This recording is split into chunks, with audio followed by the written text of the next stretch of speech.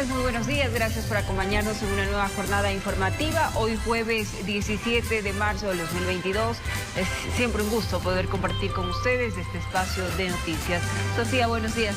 Nuevamente contigo. Gracias por acompañarnos. Dianita Bella, un gusto para mí poder estar junto a ustedes. Muy buenos días, a ponerle energía a propósito del frío, un cafecito caliente, un buen desayuno y con éxito seguramente toda la mañana.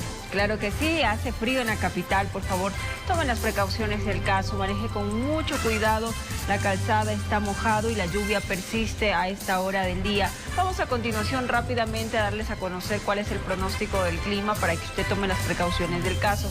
En Quito, mire usted, la temperatura actual es de 9 grados centígrados, la máxima será de 14 y la mínima de 8. Vemos lluvias en el transcurso del día que no paran, así es. Tome las precauciones del caso, no tendremos sol el día de hoy en la capital de los ecuatorianos. Vamos ahora a revisar cómo está el puerto principal, Guayaquil, 25 grados centígrados, la temperatura actual, la mínima 24, la máxima 31. También el panorama es de lluvias en Guayaquil. Rápidamente revisamos cómo estará Cuenca, 7 grados centígrados, la temperatura actual, la máxima 11, la mínima 7. Lluvias también persistentes en Cuenca.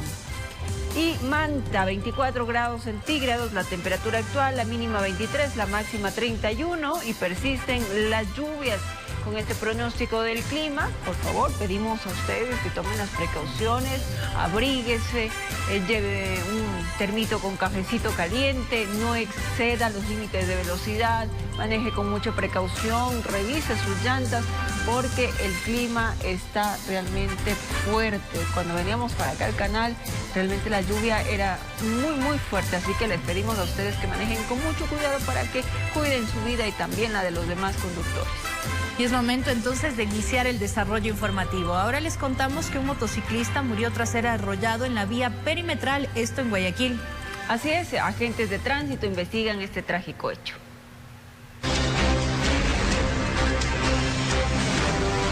La víctima fue identificada como Marco Antonio Torres Ana Luisa, de 27 años de edad. Su cuerpo quedó tendido en la calzada, luego de que fuera arrollado por un pesado camión la madrugada de este miércoles en el sector de Guamote de la vía perimetral de Guayaquil, a la altura de Bastión Popular, sentido norte-sur. Al momento de arribar se visualiza lo que es una persona sobre la calzada, asimismo una motocicleta en el cual presenta daños materiales. Existe lo que es en la calzada una huella que se visualiza que es de arrastre, aparentemente la motocicleta, y posterior se procederá a lo que es solicitar las cámaras del sector para verificar cómo fue que se suscitó el accidente. Agentes del área de criminalística de la Comisión de Tránsito del Ecuador acudieron al lugar, hicieron el levantamiento del cadáver y retiraron la motocicleta que había quedado a un costado, totalmente destruida, debido al fuerte impacto que recibió. El señor ha venido y se ha caído y un vehículo no tenemos conocimiento. Aparentemente ha sido arrollado el señor con la moto. Pero aquí así mismo están los señores del OIAT que van a hacer la pericia correspondiente. Personal del Cuerpo de Bomberos de Guayaquil procedió a limpiar la calzada. En tanto, el cuerpo fue trasladado a la morgue de tránsito y la moto a los canchones del patio de retención. Solo en Guayaquil, según la Agencia de Tránsito y Movilidad ATM, en lo que va del 2022 se han presentado 706 accidentes de tránsito, resultando 721 personas lesionadas, 36 fallecidas y 850 vehículos retenidos. Ahora las autoridades de tránsito recogerán cintas de cámaras de seguridad que estén instaladas en la zona para dar con el responsable de este nuevo accidente que deja una víctima que lamentar, informó Carlos Julio Gurumendi. Y en la avenida Simón Bolívar se registró un accidente de tránsito. El hecho quedó grabado en cámaras de seguridad. Uno de los vehículos involucrados quedó reducido a chatarra. El siniestro fue captado por una cámara de seguridad. Era la mañana de este miércoles y en la grabación se ve que hay un carro estacionado a un costado de la vía. En segundos se acerca un vehículo blanco y embiste al carro. Lo arrastra varios metros. ¿Lo vio? El carro estaba estacionado cuando de pronto se acerca otro automotor y prácticamente lo destruye. Pierde el control, tal vez se quedó dormido y le embiste al auto y le manda hasta acá. Realmente son unos 50 metros, unos 30 metros. Gracias a Dios nosotros ya no estábamos en el vehículo, son 2 minutos de lo que salimos y bueno, gracias a Dios estamos bien. Por fortuna, allí dentro no había nadie. Y las consecuencias, estas. Del carro pequeño no quedó prácticamente nada. Moradores y testigos de la zona relataron lo acontecido. Oiga, vienen a toda velocidad y el carro le va llevando acá al carro. Gracias a Dios no hubo ahí adentro niños, si no les acababa. Por fortuna, en este siniestro de tránsito no se registraron víctimas mortales. Bueno, los señores son los que deberían pagar porque realmente nadie estaba manejando el auto, estaba estacionado. Todos los vecinos son testigos y ellos son los que tienen que hacerse cargo. El llamado correspondiente, por favor conduzca con precaución, porque en un abrir y cerrar de ojos, consecuencias como estas podrían ocurrir. Informó Marilyn Jaramillo. Y en el norte de Quito, un presunto delincuente fue castigado por un grupo de personas. Los acusaban de haber robado los celulares a una pareja en complicidad de otros sujetos. Según el relato de un testigo presencial, al sospechoso lo persiguieron desde la cuadra anterior. La multitud lo alcanzó a la altura de la isla Floriana y Amazonas. Al presunto delincuente prácticamente lo encerraron y le cayeron a golpes sin piedad alguna. Decían que era ladrón. Y el señor le dieron palo con garrote, con todo le dieron. Le acusaban de haber arranchado el teléfono a una pareja que salía de un restaurante. El afectado lo persiguió y a él se sumaron más personas que, cansadas del accionar delictivo, descargaron toda la ira que tenían acumulada. Y fuerte le golpearon porque vinieron, sin exagerar, más de 15 personas lo seguían. Habría estado acompañado de otras personas, pero sus amigos, al ver la suerte del sospechoso, prefirieron desaparecer. Una mujer que se acercó a tratar de impedir que lo sigan agrediendo fue detenida por la policía. Otro en moto andaban como unos 4, andaban sin exagerar. Pero ladrones, pero como vieron que la multitud era más grande que ellos. Los uniformados lograron calmar los ánimos y convencer a los furiosos vecinos que entreguen al presunto delincuente. El sujeto fue llevado a una casa de salud para que le curen sus heridas y lesiones. Tratamos de ponerle un buen recaudo y luego de esto le ponemos a órdenes de la autoridad competente.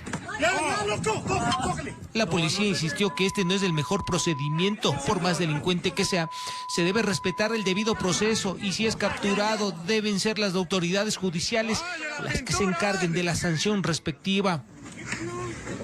Una vez que esté neutralizado y ya esté ya aprendido, no hay cómo poderles realizar ningún tipo de agresiones físicas. Se podría decir indignación popular en su máximo esplendor, que no se debe normalizar ante el peligroso rebrote delictivo que se riega en parques, avenidas, barrios y calles del Distrito Metropolitano de Quito, informó Iván Casamen. Y cámaras de seguridad captaron en el norte de Quito un intento de robo. La Policía Nacional logró capturar a un sospechoso y decomisó un arma de fuego. Norte de Quito. Fíjese en las motocicletas. Pasa una con 2 ocupantes y enseguida la segunda. Se bajan 2 hombres. Se acercan a un morador que estaba parado afuera de un local comercial y proceden a amedrentarlo con lo que parece ser un arma de fuego. La víctima no tiene otra opción que esconderse bajo el carro para salvaguardar su integridad. Y la gente que estaba allí se asusta. Entonces los sujetos se van. Uno de ellos esconde el arma para proceder a escapar. ¿Lo vio? Los sujetos se bajan de las motocicletas y proceden a amedrentar al hombre de chompa, que no ve otra opción que meterse bajo el carro. Inmediatamente hubo la intervención de la policía, quienes lograron atrapar por fortuna a uno de los presuntos delincuentes. Bueno, al ciudadano ya aprendidos se le realizó un registro corporal y en el cual se le encontró una arma de fuego tipo revólver. Al chat comunitario, la Policía Nacional recibió la alerta para lograr la captura del sujeto. El aprendido era extranjero. En el país de origen se puede verificar que tiene 2 detenciones, una de ellas que ha pagado una pena de 6 años. Desde la Policía Nacional se indica que se trabaja de manera constante para evitar que esta clase de sucesos se materialicen. Informó Marilyn Jaramillo. Y agentes policiales desmantelaron en 5 provincias una presunta organización delictiva dedicada al robo de vehículos. En el operativo denominado Impacto 72, 9 sospechosos fueron capturados.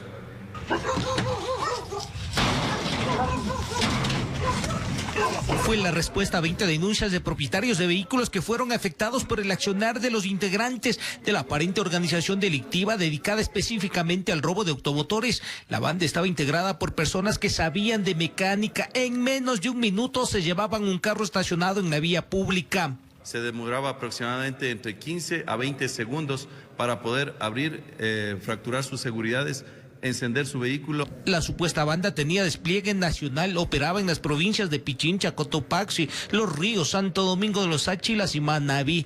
Robaba en un punto y el vehículo era sacado de la ciudad y en ocasiones escondido en mecánicas clandestinas. Para desmantelarlos en términos de tiempo bastante cortos. El presunto líder, alias Peque, contaba con varios colaboradores para en ocasiones desmantelar los carros y vender las piezas y en otras cambiar la identidad de los mismos para ofertarlos en ferias y redes sociales. Clonaban o modificaban el sistema alfanumérico a fin de insertarlos en el mercado de vehículos usados, ofertándolos a precios convenientes. Otra particularidad que encontró la policía en los 7 meses de investigaciones: rentaban vehículos para cometer los robos y así no ser identificados.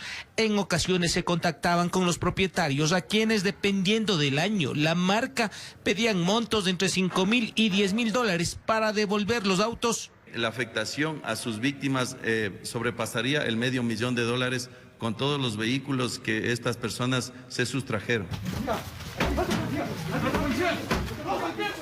En 13 allanamientos fueron detenidas 9 personas, la mayoría con antecedentes. La operación policial permitió recuperar 20 vehículos y la incautación de 10 que utilizaban para moverse de provincia en provincia, concretando la venta de los carros robados. El teléfono no puede coger, el teléfono no puede dar. En Quito informó Iván Casamen. Y les contamos la historia de un joven que fue víctima de robo a pocas cuadras de tomar un vehículo por medio de una aplicación. Expertos explican cómo mantener alerta, por supuesto, y evitar este tipo de casos que pueden sucedernos. Así que vamos a conocer esta historia. En anteriores días en redes sociales se hizo viral esta denuncia que detalla el caso de un joven que pidió un vehículo mediante una plataforma de transporte al norte de Quito. Se subió en el asiento delantero y a los pocos minutos fue sorprendido por un sujeto que salió de la parte de atrás, quien le robó, y posterior a ello la víctima terminó siendo botada en la calle. Según detalla la denuncia, con todas las pruebas que incluían la identidad del conductor, las placas y la descripción del vehículo, llevaron el caso a fiscalía y luego fueron a las oficinas de la plataforma. Pero ahí le habrían respondido que la empresa le restituiría el valor del viaje y desactivaría la cuenta del conductor.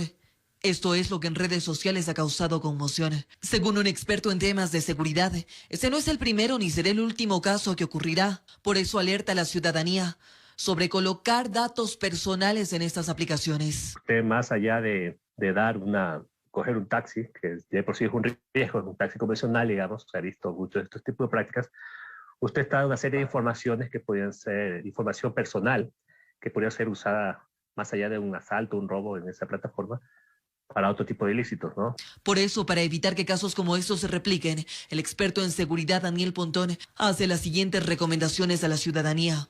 Lo principal que le puedo pedir a la ciudadanía es que se busque analizar, investigar cuáles son las plataformas, porque hay varias, ¿no?, que ofrecen servicios mucho más seguro. Recuerde además que usted, al subir al vehículo, debe pedir al conductor que confirme su nombre y, si es posible, compartir los detalles del viaje con algún familiar o amigo cercano para así evitar ser víctima de la delincuencia. Informó Ismenia Solórzano.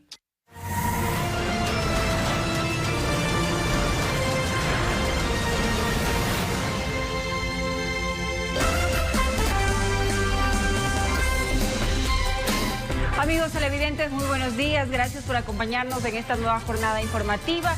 Son ya 5:59. Estamos a un minutito ya de las 6 de la mañana para que los ciudadanos que tienen vehículos cuyas placas terminan en 7 y 8 pues no pueden circular. Así que con esta recomendación, Sofía, muy buenos días.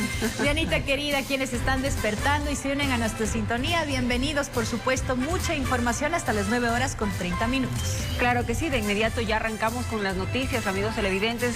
el fuerte invernal está dando pues muchos problemas al país entero, sobre todo en la provincia de Loja, ¿no? Así es, organismos de socorro y la comunidad están en busca incansable de una menor de edad que fue arrastrada justamente por la creciente de una quebrada.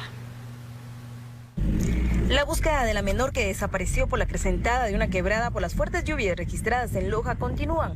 Varios organismos de socorro se encuentran en el lugar con la esperanza de encontrarla.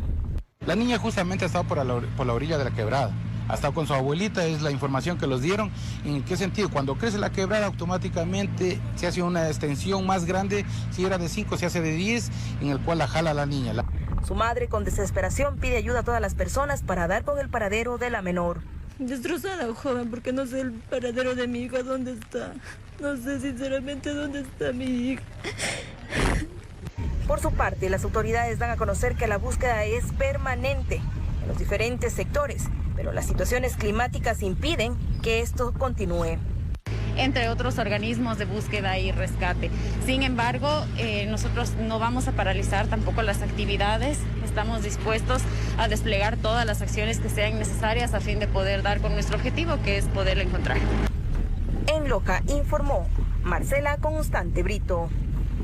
Iniciaron los trabajos de estabilización en el kilómetro 49 de la vía Cuenca-Molleturo-Puerto Inca, en medio de protestas de los moradores y del amplio contingente de las fuerzas policiales y del ejército. Con la presencia de un fuerte contingente policial y militar, el Ministerio de Transporte y Obras Públicas inició los trabajos de estabilización de la montaña en el kilómetro 49 de la vía Cuenca-Molleturo-Puerto Inca. La sorpresiva acción provocó la inconformidad de los moradores de Molleturo, quienes exigían la construcción de una variante antes de la intervención en este lugar. No hay un plan de emergencia para la movilidad de Molleturo, solamente hay un plan de emergencia para intervenir aquí. En la madrugada se generó un operativo importante en la zona con Policía Nacional, Fuerzas Armadas, para garantizar el inicio de trabajos. Ante el fracaso de los diálogos y el incumplimiento de las ofertas, el ministerio tomó la decisión de comenzar las tareas de estabilización por cuanto los plazos establecidos con la compañía constructora estaban a punto de fenecer. No hubieron acuerdos, es por ello que hoy comenzamos, no podíamos dilatar más el inicio de trabajos porque tenemos un cronograma establecido y el contrato está firmado hace 2 meses y medio.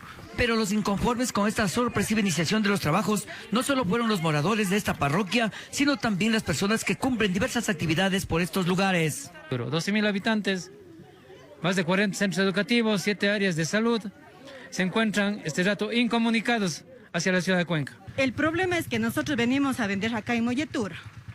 Venimos con mi mamacita, que es de la tercera edad. Ahora, ¿cómo nosotros nos regresamos el día de hoy? Tengo estudiantes en el colegio que están preocupados, no saben cómo regresarse a los hogares. Entonces, este momento me encuentro aquí tratando de coordinar con alguna autoridad para que me pueda informar qué hacer yo con mis estudiantes. Ante ello, el ingeniero Barsario respondió con una solución a quienes tienen que obligatoriamente transitar por este sitio. Vamos a garantizar un paso peatonal en horarios mientras las condiciones así sean favorables. Esta importante vía permanecerá cerrada durante 40 días. Desde la ciudad de Cuenca informó Francisco Ramírez. Es lo que estamos viviendo en nuestro país, pero también el vecino país de Perú vive momentos difíciles por el derrumbe del Cerro La Esperanza sobre la localidad de Retamas en el sur. Deja hasta el momento 4 fallecidos y 8 desaparecidos. Rescatistas continúan en la zona removiendo escombros con la esperanza de encontrar a más ciudadanos con vida. Las labores de rescate por parte de la policía, ejército y defensa civil no se han detenido en la localidad norteña de Retamas, en la provincia de Patás, en Perú, luego del derrumbe del Cerro Esperanza que dejó entre 60 y 80 viviendas sepultadas. Hay 8 desaparecidos, son 2 mujeres, 3 adultos y 3 niños. El derrumbe de la tierra hasta el momento deja 4 fallecidos, entre ellos una bebé de apenas un mes de nacida que murió en los brazos de su madre.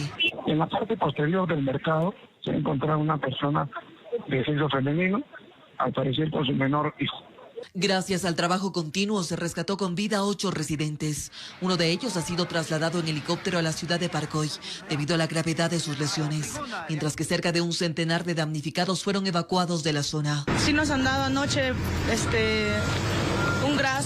un estadio pequeño acá y ahí nos han dado colchones, nos han dado comida. En su recorrido por el sector afectado, el presidente Pedro Castillo solicitó a los pobladores colaborar en el censo poblacional para determinar a cuántas familias se debe reubicar en nuevos espacios habitables. Para que hagan un esfuerzo de hacer un empadronamiento y tratar de salir de esta zona.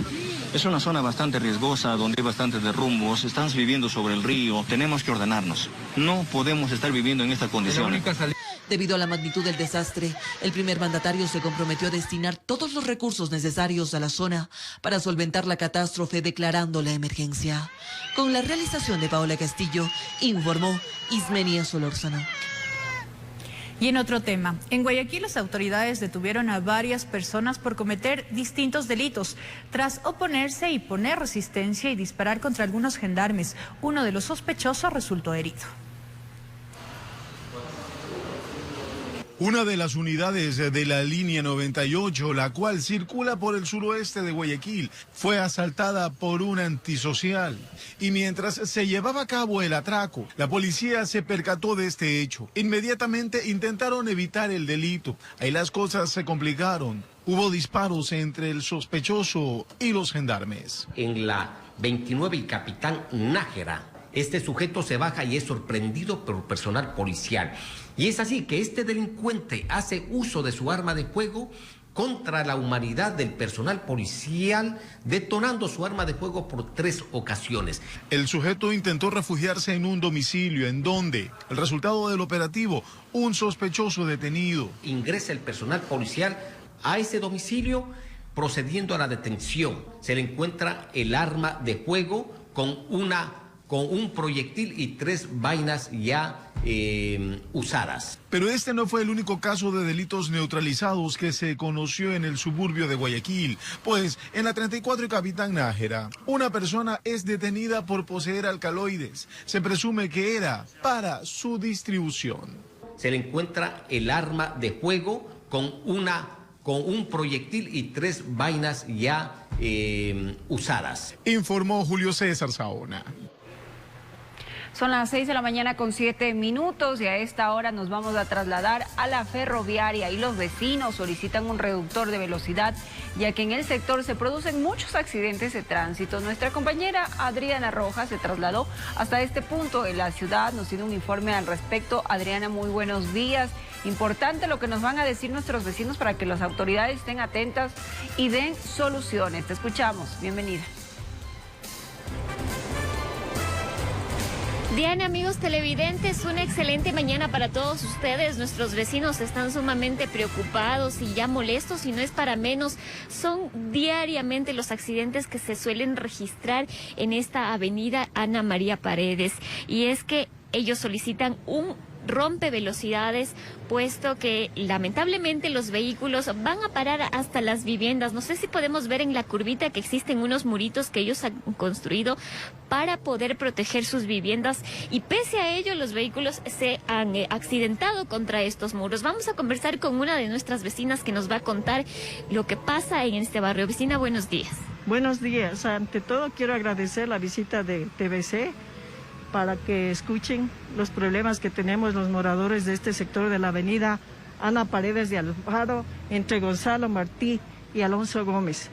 El problema se va suscitando desde hace varios años atrás, en que los carros vienen a toda velocidad sin ningún respeto a las señales de tránsito y parece una autopista, porque es una vía de 2 carriles, sin embargo, por la velocidad que imprimen, se dan contra los muros, que como ustedes podrán observar, tienen algunas casas, nos hemos visto obligados a poner los muros para poder proteger la propiedad. Si no hubiera los muros, ya hubiera habido algún accidente tal vez fatal. Sumamente lamentable. Y no es que los vecinos dicen pasan los accidentes, queremos mostrarle algunas fotografías, son varias fotografías de los accidentes que ellos han reportado, han registrado en este punto. Son fotografías, incluso algunas recientes. Por ejemplo, esta que vemos aquí, está el vehículo prácticamente con las llantas hacia arriba, se volcó debido a la velocidad en la que iba. Y esto ocurrió precisamente el feriado, me comentaba vecina. Buenos días.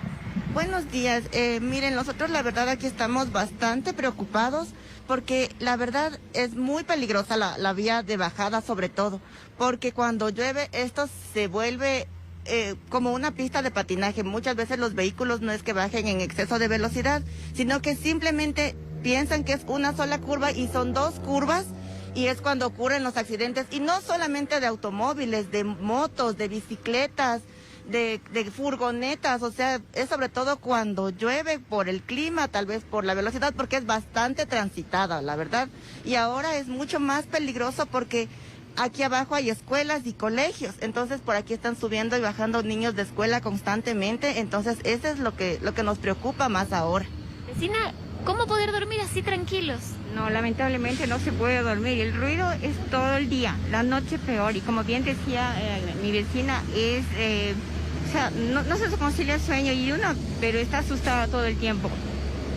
Este es un problema que incluso los moradores me señalaban que ya han solicitado las autoridades competentes con las respectivas fotografías, con las solicitudes, los informes, que se puede establecer un rompevelocidades, sin embargo no han tenido una respuesta, vecino.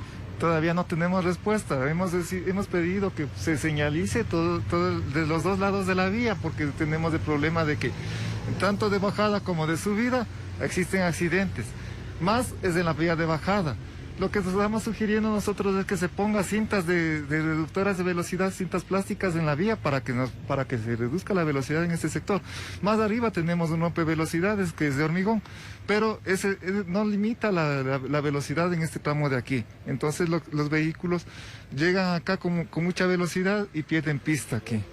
Muchísimas gracias, vecino. Como decía, los moradores no solo es en la avenida de bajada, también es en la que sube. En la parte alta podemos ver cómo los barandales están completamente destruidos. Así que ya los moradores han solicitado. Esperamos que a través de este llamado público a las autoridades competentes por Televicentro nos puedan hacer una inspección de esta zona para poder saber si es viable el rompevelocidades que los vecinos señalan. Es imposible que ellos puedan dormir tranquilos. Así que, Diana, este es el problema que se vive aquí en la ferroviaria baja con nuestros moradores.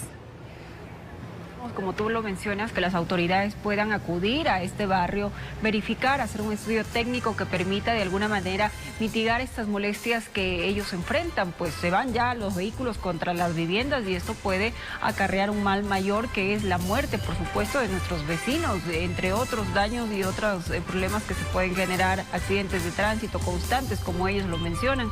Así que esperamos que la administración zonal de la zona pueda de alguna manera dar una respuesta inmediata, que eso es lo que requieren nuestros vecinos de la ferroviaria. Adriana, más adelante nuevamente haremos contacto contigo. Nosotros nos vamos a una pausa y regresamos enseguida. Y al volver, la presencia de la subvariante Omicron BA2. Gracias por continuar en nuestra sintonía. Avanzamos con el desarrollo informativo. La presencia de la subvariante Omicron BA2 en Ecuador, según varios expertos, podría prolongar el uso de las mascarillas en espacios abiertos, pues el alto grado de transmisibilidad y la época invernal son factores que alertan de una posible repunte de casos COVID-19. Tras el anuncio del Centro de Investigaciones de la Universidad de Especialidades Espíritu Santo sobre la detección de 5 casos de la subvariante Omicron BA2, el dejar de usar mascarillas en espacios públicos en nuestro país podría ser una aspiración que por el momento no se concretaría. Casi siempre todos los virus respiratorios en octubre comienzan los picos y duran hasta abril, y en mayo comienza a bajar. Ese es el comportamiento estacional, probablemente endémico, si no aparecen una nueva cepa o una nueva variante peligrosa, ¿no? Según expertos, la velocidad de transmisión de esta subvariante podría ocasionar repuntes de casos COVID-19. Algunos autores hablan de que cuando una persona se infecta, con esta BA2, puede infectar incluso hasta 20 personas por cada infectado. La relajación de las medidas de bioseguridad y la humedad que existe en el ambiente por la época invernal son factores que podrían incrementar la propagación del virus, que incluso se presenta en personas vacunadas con 3 dosis. Para las dos subvariantes de Omicron, desgraciadamente 2 dosis no disminuye mayormente la transmisión. Con las 3 dosis sí se ve que puede la transmisión y la enfermedad débil y moderada moderada puede disminuir en 55 hasta máximo 80%. Tomando en cuenta que la recomendación de los médicos es evitar un contagio de COVID-19 y con ello la posibilidad de que algunos síntomas persistan. 10-20% de personas se quedan con síntomas y eso se llama el long COVID o COVID persistente, que ya es un problema de salud pública en el mundo y en el Ecuador. En tanto, el Ministerio de Salud, a través de un comunicado oficial, señaló que el INSPI analiza el reporte de casos para confirmarlos, mientras se realizan cercos epidemiológicos. Además, en el documento se pide a la comunidad continuar con las normas sanitarias y completar el esquema de vacunación, informó Sofía Vintimilla. Declarar toque de queda a partir de hoy y durante 15 días.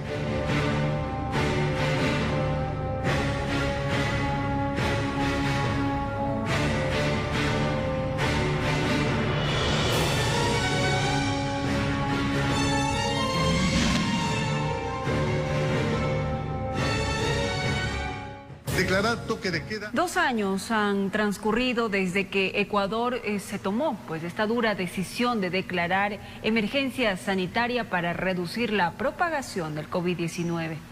Desde el 17 de marzo del 2020 empezaron estrictas medidas como un confinamiento radical y el cierre de actividades públicas que fueron aumentando progresivamente, Dianita. Así es, y en la siguiente nota vamos a repasar las consecuencias que trajo la pandemia durante estos 2 años. Ha pasado ya 2 años justamente, pero las secuelas en muchos hogares ha sido realmente muy fuerte. Así que les vamos a presentar la siguiente nota con un resumen de esos 2 años trágicos. Veamos.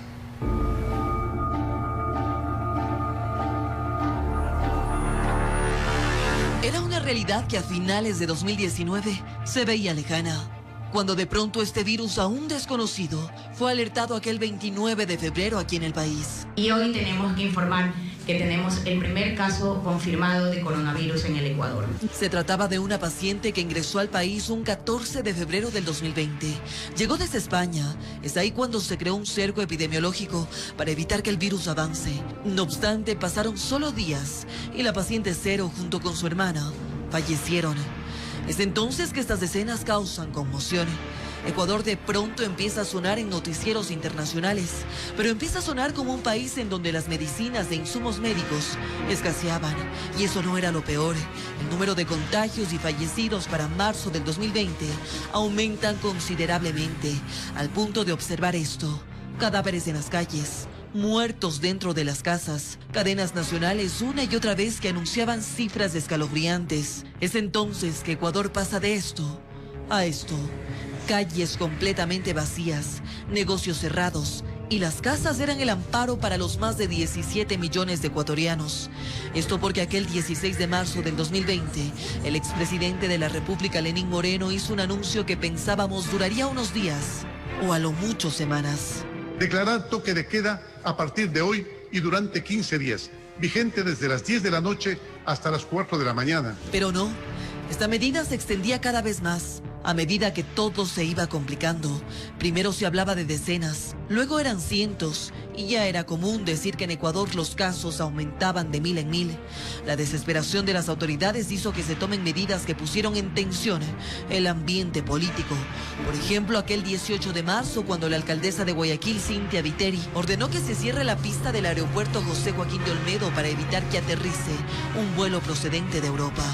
Esto provocó angustia en los pasajeros que en Guayaquil esperaban el avión de regreso a sus países. Es entonces que las zozobras empiezan.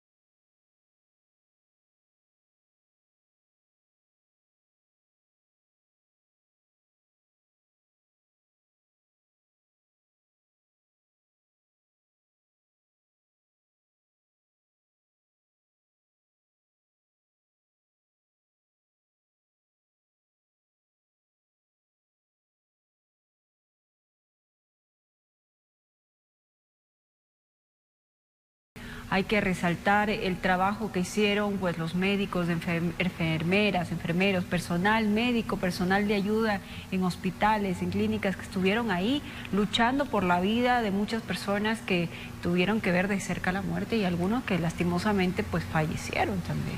Y continúan luchando, Dianita, no olvidemos que el proceso de vacunación en nuestro país, por ejemplo, aún no termina. Hay muchos que no completan el esquema de vacunación e incluso otros que no han suministrado ni se han aplicado ni siquiera la primera dosis.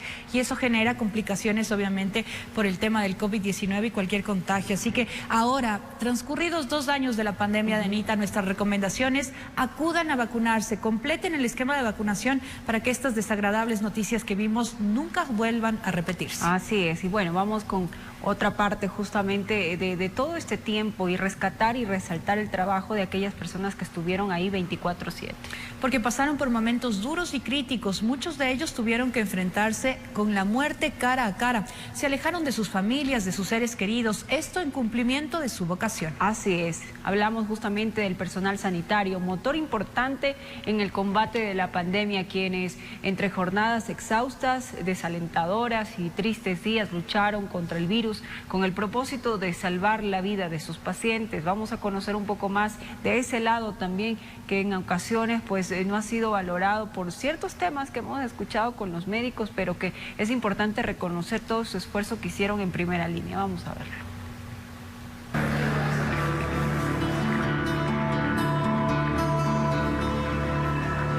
La lejanía con la que se veía los brotes de COVID-19 al otro lado del mundo brindaban una falsa sensación de seguridad de que eso no podría reproducirse en el país. La llegada de la pandemia tomó por sorpresa a todos, invadiendo de miedo e incertidumbre hasta aquellos que por su labor diaria han vivido con la muerte cara a cara. Cuando nos dijeron que ya iba a subir el primer paciente COVID, le aislamos totalmente y ahí recibieron nuestro primer paciente con mucho miedo. En un inicio fue muy sesgado, muy cerrado el manejo. Las recomendaciones que nos daba internacionalmente las fuimos modificando de a poco. Rápidamente sus batas y uniformes blancos fueron cambiados por unos trajes que a manera de armadura los cubría de pies a cabeza. Sus miradas aún se cristalizan recordando los duros momentos que tuvieron que pasar en los pasillos del hospital Carlos Andrade Marín en Quito.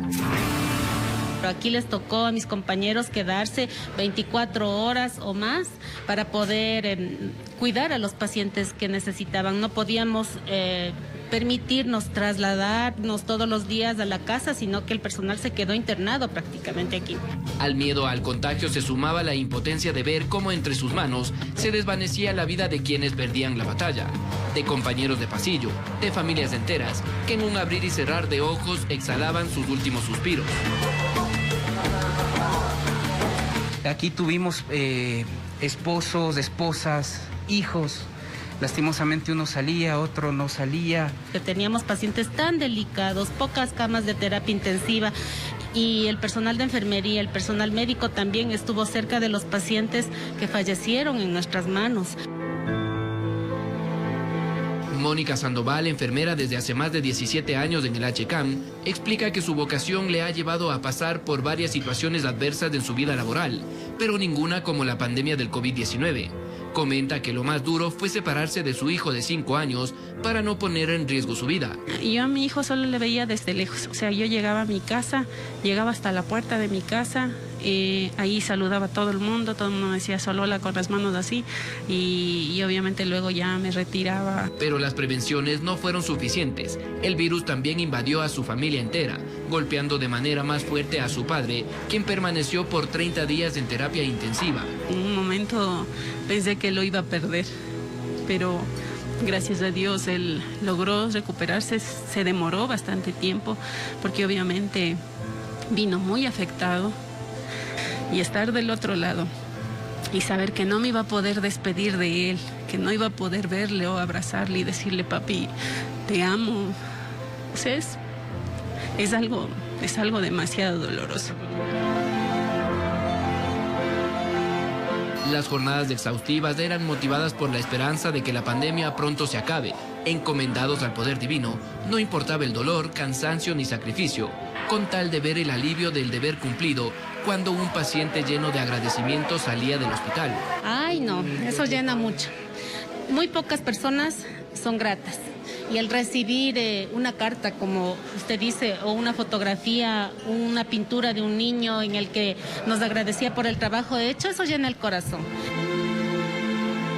Dicen no sentirse unos héroes, ya que solo estaban en el cumplimiento de su labor y el compromiso de su vocación, pero de seguro serán el recuerdo grato de una familia que volvió a sonreír al tener a su ser querido de vuelta, el orgullo de su familia por la abnegación que tuvieron a su profesión y el agradecimiento eterno de quienes se salvaron gracias a sus cuidados y conocimiento. Con cámaras de Carlos Romero informó Mauricio Sánchez. Hay que realmente agradecer a muchos de ellos, a todos, porque fueron quienes estuvieron ahí cuidando de aquellos pacientes con COVID, aquellas personas que luchaban por vencer a este virus. A todos ustedes nuestro homenaje, por supuesto, en este día en el que recordamos 2 años desde que inició esta terrible pandemia en nuestro país. Y también hay otros héroes, Dianita, que no somos más bien considerados héroes, sino gente que trabajó siempre incansablemente por su vocación, por informar, porque la ciudadanía tenga las herramientas claras y evite cualquier tipo de propagación del virus, cualquier tipo de contagio que podría poner en riesgo a su vida, ¿no? Claro que sí, porque durante los 2 años de pandemia, los medios de comunicación nunca dejaron de informar. Nosotros, los periodistas, pese al temor y los riesgos que representaba enfrentar al virus desconocido, trabajamos en primera línea desde las calles, desde los hospitales, investigando y cuestionando para llevar de primera mano todo lo que se necesitaba saber en medio de ese confinamiento. Incluso a costa de su propia integridad, muchos compañeros en las calles, desde los hospitales, desde los espacios donde se presentaba pues este panorama tan terrible que vivía el país y el mundo entero, pues ahí estaban todos los compañeros periodistas informando con las noticias de primera mano en esos momentos tan difíciles. Vamos a presentarles a continuación el trabajo que realizaron nuestros compañeros periodistas durante esa etapa de pandemia. La pandemia cambió la forma de vivir en todo el mundo. Las profesiones se trasladaron a la virtualidad con pocas excepciones. Entre estas, el periodismo, que tenía que seguir informando lo que sucedía en primera línea. Y creo que la responsabilidad periodística, eso que llevamos en la sangre, en ese momento reaccionamos. En una emergencia los periodistas tenemos como un sentimiento adentro que te hace sacar fuerza, sacar valor en momentos difíciles. Todos tenían miedo y me parece que fue lo más duro poder sopesar el trabajo antes del temor propio y lograr enfrentar esa pandemia, pero sin embargo siempre ese espíritu por informar.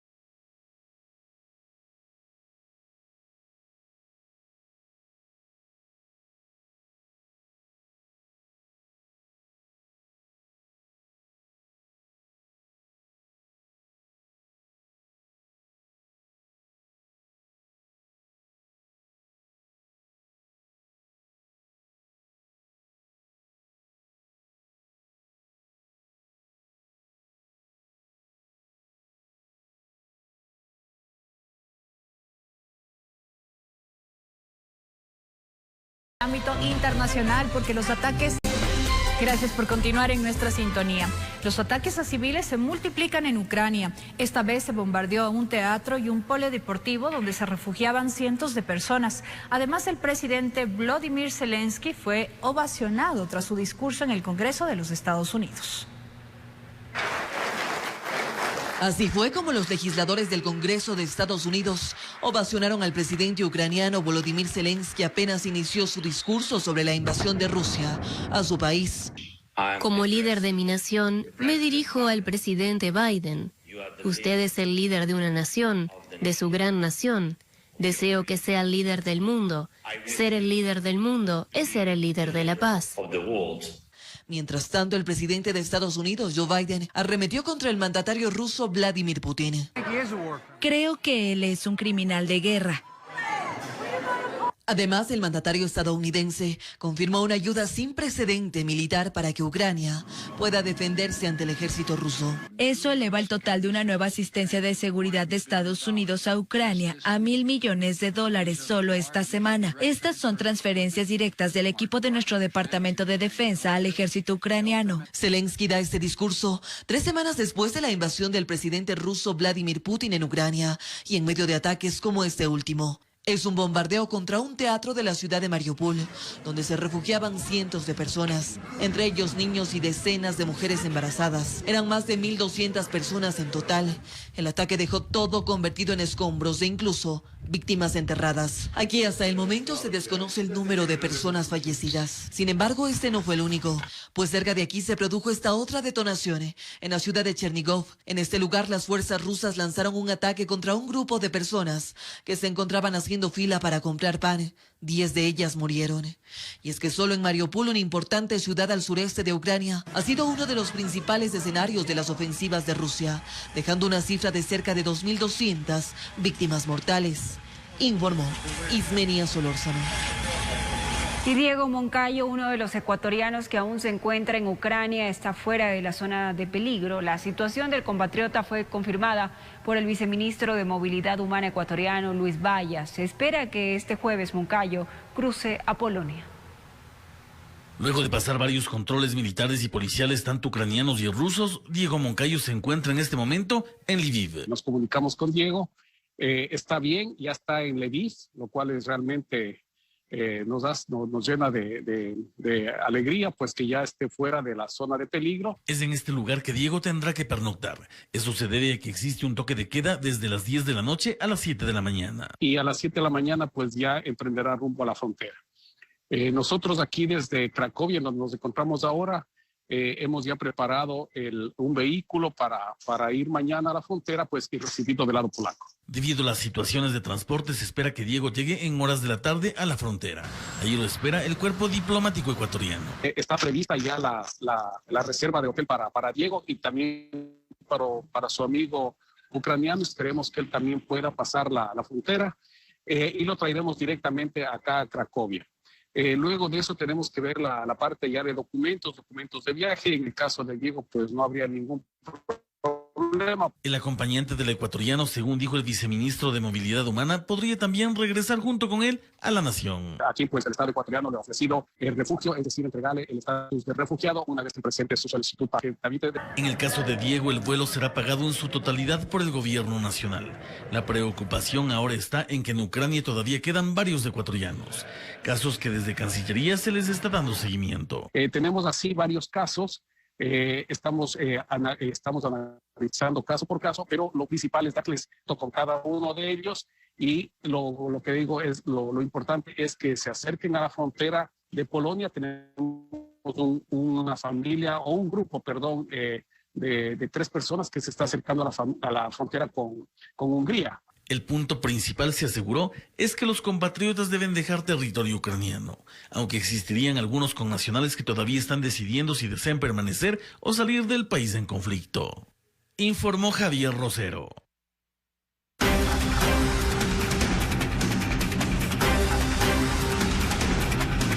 Revisemos las noticias del mundo. El terremoto de 7.3 grados en la escala de Richter sacudió a Japón este miércoles y dejó 4 fallecidos, 90 heridos y más de 2 millones de personas sin energía eléctrica. Las autoridades informaron que hay millonarias pérdidas económicas.